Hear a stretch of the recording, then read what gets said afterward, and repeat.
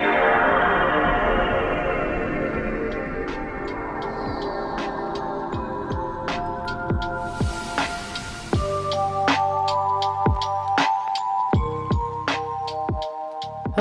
and welcome to GlitchCube. We're a gaming podcast, and each week we take a deeper look into the art of video games. As always, I'm Christian. And I'm Chris. And welcome back, everybody. Thank you guys for joining us once again as we dive further into the world of games. So what are we talking about this week? Well, Chris has some amazing games that he wants to update you on because I am in kind of a slump, not gonna lie. Right? Like, I don't know, have you, because I know that we're both like pretty big gamers. Like, I feel like you definitely tackle a lot more titles than I do a year for sure. But like, do you ever get those weeks where you're just like, like I'm good. I don't want to play anything. Honestly, it's kind of when I'm sick. I kind of get that way. Like, you would think like, oh, I'm going to lay down and just lay in bed. And I'm like, nah, I don't. I just want to like veg out with like a show. But oh, man, when I'm sick, I cannot focus on a game. My brain breaks so much. Like, I think the last time I was sick, I tried to play Silksong and I thought I was going to die. No. I was like, no.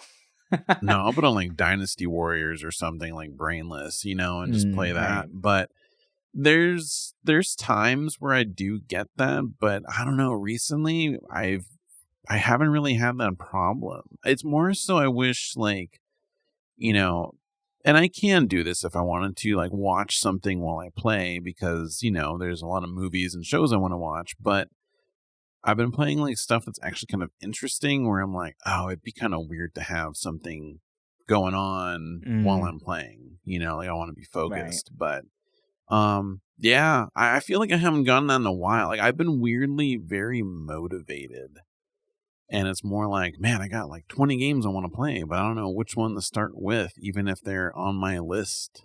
Yeah. But I had like a week of like powering through and like going crazy. And then I don't know, there's something about like last week. I guess my brain was elsewhere, right? I was just coming back from winter break probably, right? Like getting back into the routine of everything. And just like, nope, like I need my time to just kind of not play video games. I caught up on like some good movies and shows actually, which is pretty fun. Actually, nice. I watched the new Tron Ares movie. How was that? And, the reviews are horrible, right? And Jared Leto is Jared Leto. I feel like he's a okay actor, but I mean, the movie was actually a lot better than I expected. But I went in expecting utter garbage, right? So, like, it's not that great of a movie. It's kind of weird. I mean, Jared Leto becomes this sentient AI that like falls in love with humanity and just wants to be real. And like kind of the whole point is looking for the permanence code, right? Like, and the permanence code is what allows them to stay in the real world forever because otherwise their bodies like deteriorate after 29 minutes, right? So yeah, like that's the whole premise of this thing is there's two tech companies that are vying to try and get their digital creations to survive in the real world. And of course, one is like military focused, like will kill anybody that gets in their way kind of thing. And the other company, like the quote unquote good one that was started by Flynn from like the original Tron stuff, like they're trying to bring out like food, right? Like resources. So like they're bringing in like orange trees and shit like that, whereas this other place is bringing in like master control, AI, military, like trained people, right? So it's an interesting idea, but like at the end, Jared Leto's character is like, oh, it's not the permanence code, it's actually the impermanence code because when they die, they get reborn because they're just a program, right? So they just get re-uploaded. Whereas now, because he's permanently there and like his server is dead, so he's basically just like, this is the one life you have, so appreciate everything you got kind of thing. So like that's the overall message of it, is that we're like, even computers want to appreciate the life that they have. It is like, okay. So there were some aspects that were like really lame, but then like the visuals were pretty cool. Like there was a couple funny moments, like someone totally got like bonked on the head with a motorcycle and it just looked so awkward. Like, and like super unnecessary backflips for no reason, but it's Tron, so that part was fun.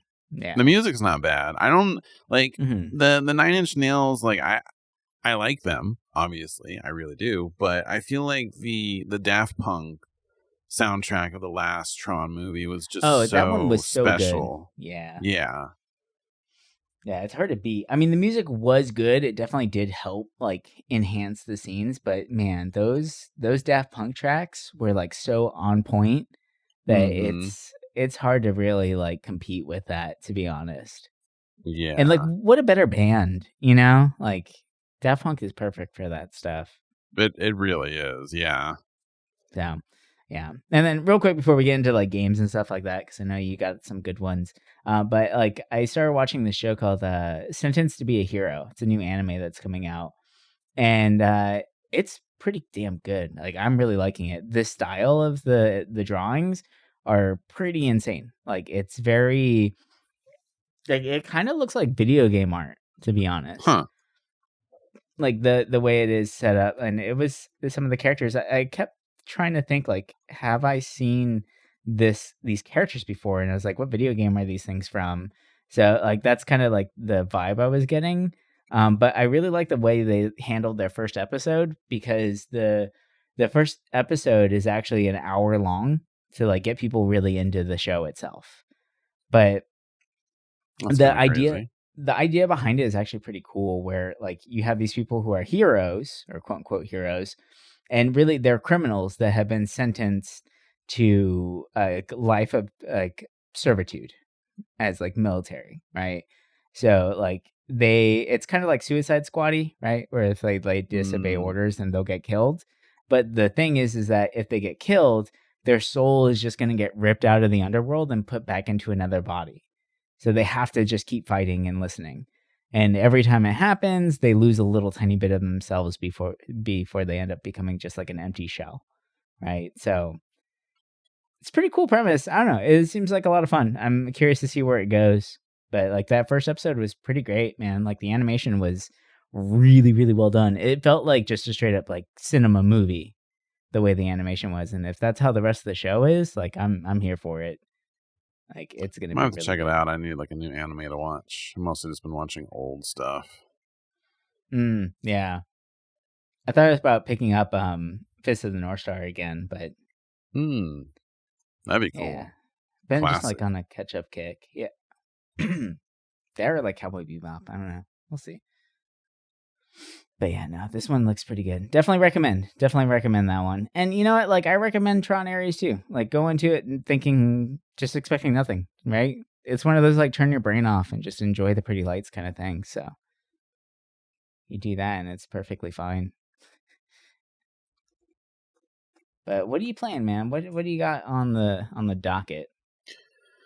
So going over like last week's episode, I kind of was thinking when I look at my list, like I at least want to beat 2 games a month and then our game of the month. And, right. You know, when I look at my list, there's quite a few RPGs on there. And next month, a game that I'm very excited for, the remake of Dragon Warrior 7 comes out early February. And I was thinking, well, I don't want to start an RPG now because, you know, my hours are limited to play games. So it's not like I can bust out an 8-hour session, you know, really, because, you know, life. But yeah, so I'm like, well, I can't do Cold Steel 3 because that's going to be too long. I'm like a quarter or more into Final Fantasy 12, so I could do that. But I've been knocking out some of the smaller stuff on my list. But before that, I will talk about the Dragon Warrior 7 demo. And I played it, loved it. For anyone that doesn't know, this is a remake of a game that came out, I think it was in 2000, maybe 2001. It's probably my favorite game of all time. So, of course, I'm going to play this because it's, you know, updated graphics. Like, it looks gorgeous. You know, when it came out on the PlayStation, it was, you know, your character had a sprite and you walked around on a 3D plane. And it was a very long RPG, like the original, because it had all this like optional and extra stuff in it. Like it was, you know, clocked at like over 100 hours, no matter what. Like, even if you just golden path the main story, it would be 100 hours. That's crazy. And so it scared a lot of people away. A lot of people never gave that game the chance because it was so long. I love that game. I played it twice. And then I played the 3DS version, which, streamlined a little bit, but so I love this game. And when I saw that they're doing a remake, I was excited. I know there's some stuff cut from it, or maybe they merged it into something. I don't think modern gamers can handle a 100-hour game. I don't know. Well, even just the beginning, they streamlined. So, like, the beginning of the demo, before you get to, like, the first island, it was almost, like, 3 hours. No combat, nothing, just you running back and forth. The demo, it's like, I don't know, 20 minutes?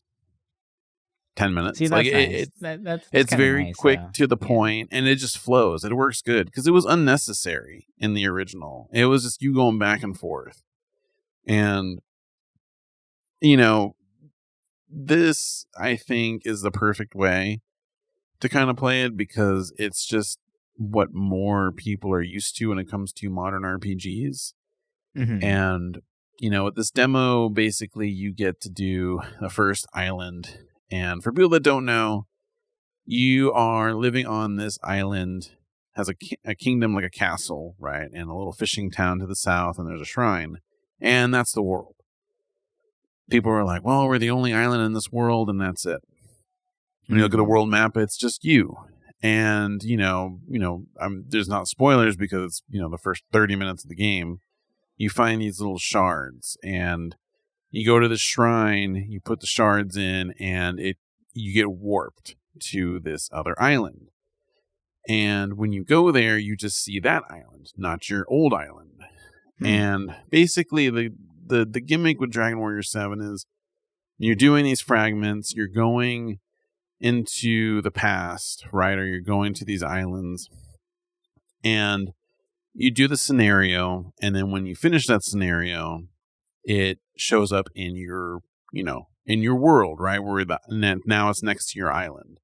Okay. And that's where the demo ends, basically, is like once you finish that island, you go back to it like in the current setting, and it ends there. So for me, that's why I love this game so much, is because every island is kind of its own unique story.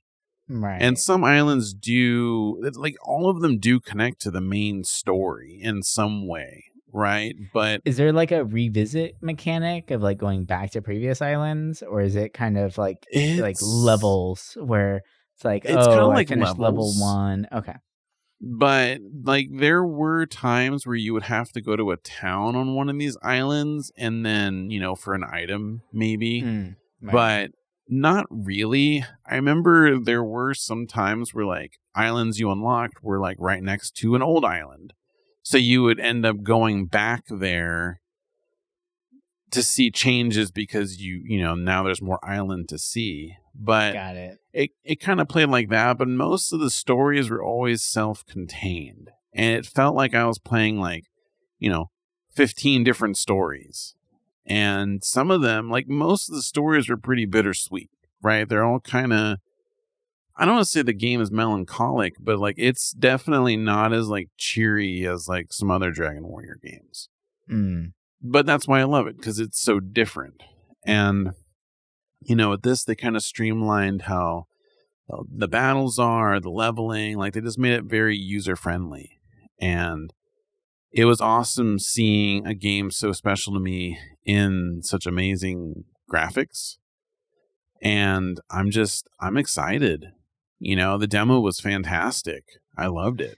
And the cinema cutscenes are insane. Like I don't, what style is this, right? Like it's because very unique. It's not the HD 2D. Like it's just kind of like the characters look kind of like dolls. And it's just very like, it just looks good. I feel like they could do this style for all their old PlayStation 1 RPGs, right? Like Xenogears, they could do that with, like, oh yeah, it'd be awesome. Breath of Fire would be amazing in this, right? Like those characters. Oh yeah, like look perfect for this style. It's I'm excited. I'm definitely thinking, it's going to be probably an 80-hour game. So that's why I'm looking at February. Like, I don't know if I'm going to get to backlog games in February. So I'm trying to make it up for it this month. So loving that demo. I can't wait for that. That's probably all. I'll try not to be the only thing I talk about for February. I'll try and mix in some small stuff too. But it's understandable. I mean, everyone that listens to this show knows this is your jam. Like, this is your shit. So. I'll be able to yap for a whole episode about little bits of that game. But as for stuff off my list, I've completed 2 games already. And the first one has been one I've been really both of them really. The Last Guardian was the first one I picked. And this was a game that when it came out, I was dating, my wife at the time. And she played it, beat it. And I kind of watched her play it. And I kind of got everything I wanted from that game just from watching it. And I never played it. And, over the years, she'd be like, did you ever end up playing it? And I was like, no. I figured it would aggravate me, right? Because when she played it, it was on a base PlayStation 4, and I heard the performance on that was really bad. So it always kind of scared me off, too. Right. I played it on a PS5. It feels great. There was no problems at all with it. And, overall, I really liked it. Is it my favorite out of the Japan studio games? No, I think it might be the lowest of the 3. But I really liked it despite, everyone complains about Trico not listening to you. And I didn't really have that problem too much. Like, there was maybe parts where there'd be like multi-level areas where you have to point up. And like, it wouldn't understand to go in that direction up. It would just go straight. Okay. But it was like things that would fix itself within like, I don't know, 2 minutes, 3 minutes. Like, it wasn't like some people were like, oh, it doesn't listen to you forever. Like, it needs to get to know you. I'm like, come on. The game is not like gonna be like that. It's right. Trico is kind of annoying, but like it understands if you're pointing in the right direction, you're not like freaking out about it. But and it's a baby and it's a wild animal, right? Like I feel like that's part of the charm. Is it's somewhat realistic. Yeah, I mean, can you imagine just running into a giant like kitten, basically, and being like, "Hey, cat, go jump over there." That's not gonna work, right? Like. My cats don't even do it. My cats will come up to me if I call them, but that's about it. They're not going to go if I can fetch anything from me. It's like, for me, I think the only things that I really didn't like about it were the enemies. I hated it. When there'd be like points where there would be a ton of them and they would grab you. And basically what they do, if you haven't played it, they grab you, pick you up, and they walk you back to their like door. And when you go in the door, you die, right? But you have to like mash buttons and wiggle free, which isn't hard, right? It's actually pretty easy. But when you have like 3 or 4 around them, you break free, and then one next to them grabs you, and you have to keep doing it again and then again. And it's just like, man, like, can you make it so there's like a radius that when you do it, it knocks them all back for a second? Like it was, or like some like invincibility frames or something, right? Yeah. Yes, and throughout the game there was maybe where this happened like 4 times, but still it was enough to kind of piss me off. Where I'm like, ugh, will this game end? But then you get bits of the game that were fantastic, and I would forget about it. And overall, I really liked this game. I think the storytelling is cool. I think, it's not like a story, like it's not like really someone's fully narrating the story to you. So it's more like environmental storytelling. And I think it did it amazingly. I really love just exploring. And honestly, the last hour and a half of that game is just, it makes up for all the BS that you experience in the game. Like it's very, I feel epic, like that's very all their crazy games, though, right? Like, I mean, Shadow of the Colossus is kind of cool right off the bat. I mean, it's fun off the bat, but then like the ending, it's just like wow. But mostly like the environmental storytelling, right? Like you're just kind of plopped down into a world, and you have to figure out what's going on and start piecing things together as you go along. Like it doesn't really spoon feed you anything, right? Like that's kind of their style, and it works. I think like it's pretty amazing. Definitely. And you know, overall, I really like this game. I thought it was fun, and it surged my interest to go through their other games, because I've played quite a bit of Shadow of the Colossus. I think I beat like, how many are there in that game? There's like 13, right? Yeah. I think I beat like 6 of them, but I never beat the game. So really, I am thinking of adding that to my list. Yeah, so you have to. Have you seen that? There's been games I've been slowly adding to my list from that episode. So that's one of the games I added. And, you know, I'm going to talk about the other game in a minute, but, you know, our game of the month, Eco, I started that today a little bit, and, you know, very early. I'm about like an hour in. And it's just, I think playing that right after Last Guardian just feels good. You know, I'm loving it. I think I feel like I'm already enjoying it more than Last Guardian, which I don't know what that says, but to me, Eco was a game that, like, when I was a kid, I mean, we'll talk about this when we actually both like break it down when we play it. But, you know, real quickly, like, to me, I remember in magazines as a kid seeing screenshots of this game and being so excited about it, because I'm like, oh my God, look at this game. It looks so good. Just the cover art alone, man. Like it looks like a Renaissance painting. Like it's beautiful. Yeah, not the US cover for those that might be looking. Right. But I'm playing and for people wondering, I'm playing the PS3 version. So it's like the, you know, the fixed and HD look to it. So I'm excited to talk about that when I beat it. And but for the other game I finished. Now, this game has been on my list for a very long time. And there was a lot of things about this game I surprisingly did not spoil for myself. I knew some things, but a lot of it I did not. So it was awesome to experience this. And my only experience about this when I was younger was a demo. That game is Metal Gear Solid. Nice. When Metal Gear Solid 2 came out, I was able to get a hold of it. You know, M-rated, and I was a teen, so it was kind of difficult normally.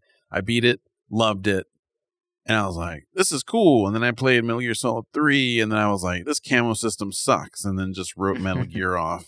And I was like, you know, I respected Kojima, but I felt like I didn't need to play anymore. Right. I played Phantom Pain a little bit, but I always was looking at Metal Gear Solid like, I should play that. As someone who plays a lot of games, I feel like that's a game that needs to be played. So I sat down and thought, okay, of all the games on my list that seem very important, this is probably the one that honestly seems the most important.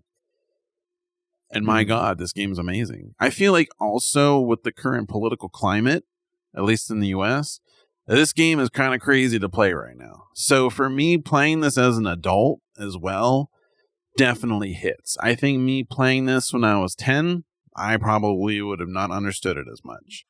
Yeah, a lot of the political stuff just went right over our heads when we were kids, right? Like it wasn't anything major. But now looking back at it, it's like, dude, that game had a lot to say. But like that's just Kojima for you, so. And, you know, the mechanics in that game, like the little hidden stuff, right? Like smoking a cigarette to see the lasers in the room. Or, you know, the you need to change the temperature of your card for the different computers. So you have to go stand in a freezer until it gets cold, or go in the hot area for it to warm up. And, you know, the Psycho Mantis, you know, fight. The Psycho Mantis fight is amazing. It's the most iconic boss fight ever. Like, well, what's interesting, so I played it through the Master Collection, right? The one that has the two NES games, and then the 3 solids. And, obviously for people that don't know, the whole gimmick with Psycho Mantis is that he can read your memory card and talk about the Konami games on there. Mm-hmm. Obviously, with a PlayStation 5, you don't have memory cards, but you can actually go through and edit save data to make it think you do have one to the game menu. So he can read off everything he says.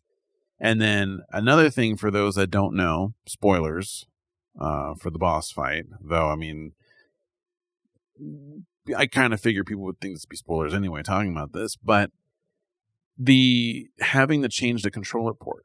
So with this, when you go into the PlayStation button, you can do controller settings, and there's an option where you can change ports for the controller. Oh my god! Do you have to do that? That's awesome. Yes, you still have to do it, and that's so good. It was cool. There were so many things about this game that I just did not expect and did not know, and I loved it, man. Like, I did not want to put it down. Like, I just wanted to see through the story. Like, I just, blew through that game so fast. And, I got the good ending, because I know there's 2 different endings in it. I was able to make it through the interrogation stuff. So, I loved it. Am I bummed I waited this long to play it? No, I think that right now was the best time for me to play it. But it feels good knocking off such a juggernaut of a game to play. And, I kind of look at it like, oh man, where do I go from here? For this month, like, what should I play? Right. And I just been kind of jumping around. That's why, like, Eco's kind of perfect. I was like, even though this game's not on my list, I'm like, oh, I need something like mellow, like Klonoa 2. So I'm kind of looking at that right now. But, yeah, it makes me want to revisit Metal Gear Solid 3. I don't know if I would do the remake or if I would do the original. What was it? It's Snake Eater, right? Is that the 3? That's the new one, yeah. That's the new one, yeah. I've heard Snake Eater is the way to go. Yeah, like, I, from what I remember hearing, like, they did it right with Snake Eater. Like, I guess there was some, like, annoyances with the original. And that one fixed a lot of the camo system made me really not want to play that game anymore. So I'm like, I heard they fixed that. So that might be the way I experience it. Yeah, that's definitely a franchise that, like, man, like, I played a lot of the first one, but I never actually played the story. Like, I remember going to, like, my godfather's house, and he had Metal Gear, and I would just play the VR missions over and over again because they're fun. Like, they have a really great challenge. Like, it's kind of amazing to think that game back in the day had basically 2 games built into it, right?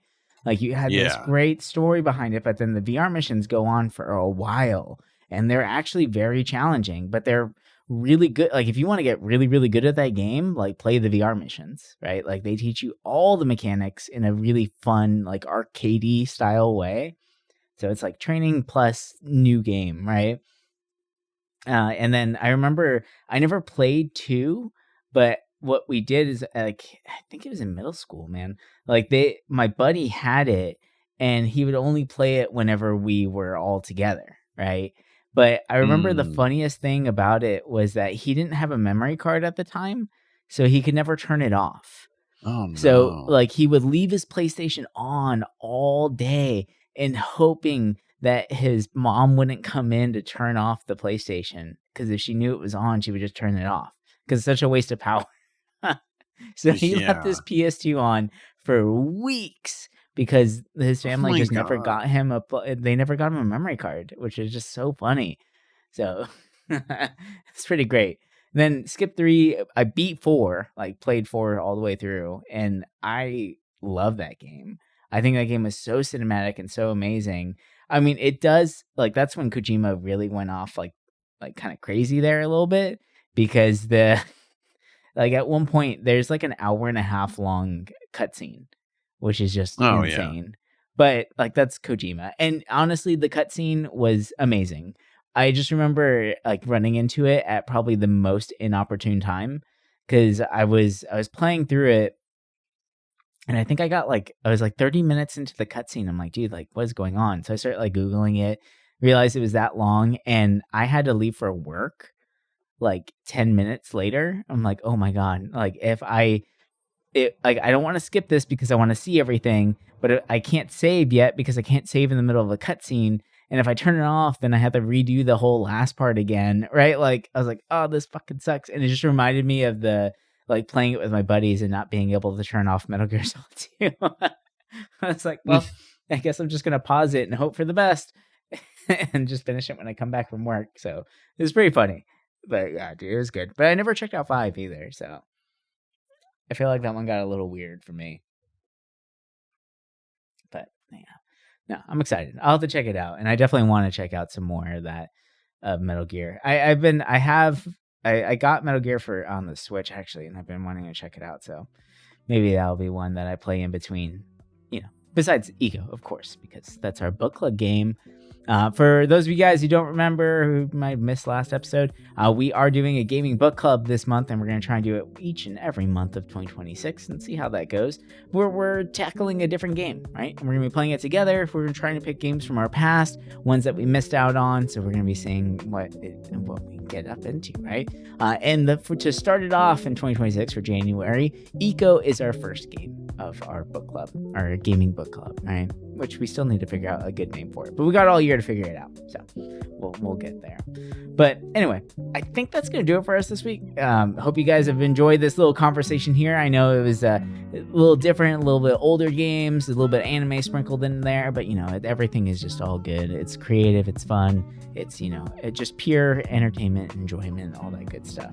But anyway, we'll talk to you guys next week with some more games and everything. But until then, bye for now.